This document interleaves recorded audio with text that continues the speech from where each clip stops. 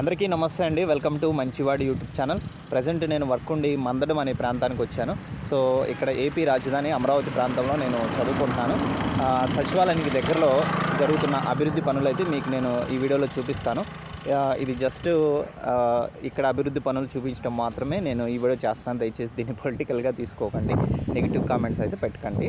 Friends, అక్కడ కనిపిస్తున్న building వచ్చేసి ఆంధ్రప్రదేశ్ సచివాలయం. మనకి అసెంబ్లీ అక్కడే జరుగుతుంది అనమాట. దాని పక్కనే ఒక బిల్డింగ్ ఉంది, చూసారా? అది గతంలో పాడుబడిపోయింది అనమాట.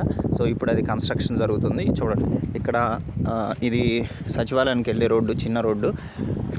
ఇక్కడ కూడా ఒక రోడ్డు అయితే కన్స్ట్రక్షన్ వర్క్ జరుగుతుంది. చూడండి, సచివాలయానికి వెళ్ళడానికి అనుకుంటా.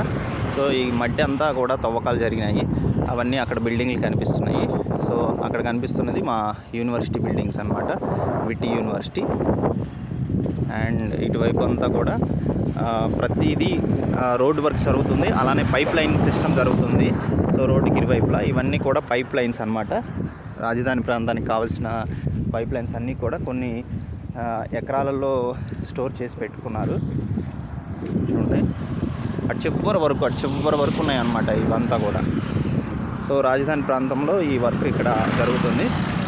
ఎవ్రీ కిలోమీటర్కి కన్స్ట్రక్షన్ వర్క్ అయితే చాలా బాగా జరుగుతుంది. Road work, pipe lining work అంతా జరుగుతుంది. చాలా స్పీడ్గా జరుగుతుంది అన్నమాట. ఫ్రెండ్స్, ఈ నిర్మాణ పనులన్నీ కూడా ప్రజలు కట్టిన ట్యాక్స్ డబ్బుతోనే ప్రభుత్వాలు కడుతూ ఉంటాయన్నమాట. సో నెక్స్ట్ టైం సీఎంగా చంద్రబాబు నాయుడు గారు ఉన్నా, లేకపోతే వైఎస్ జగన్మోహన్ రెడ్డి గారు ఉన్నా, మరి ఏ ఇతర నాయకులు ఉన్నప్పటికీ కూడా ఈ కన్స్ట్రక్షన్స్ కనుక ఆపారు అంటే ప్రజల యొక్క వేల కోట్ల సొమ్ము అనేది వృధా అయిపోతుంది, బూడిదలో పోసిన పన్నీరు అవుతుందన్నమాట. కాబట్టి రాజధాని కన్స్ట్రక్షన్స్ పైన ప్రజలకి అవగాహన తెచ్చుకోవాలి. దయచేసి ప్రతిదాన్ని రాజకీయంగా చూడకండి. ఒక నాయకుడు మొదలుపెట్టిన పనులు ఇంకొక నాయకుడు కొనసాగించకూడదు అని రూల్ ఏం లేదు.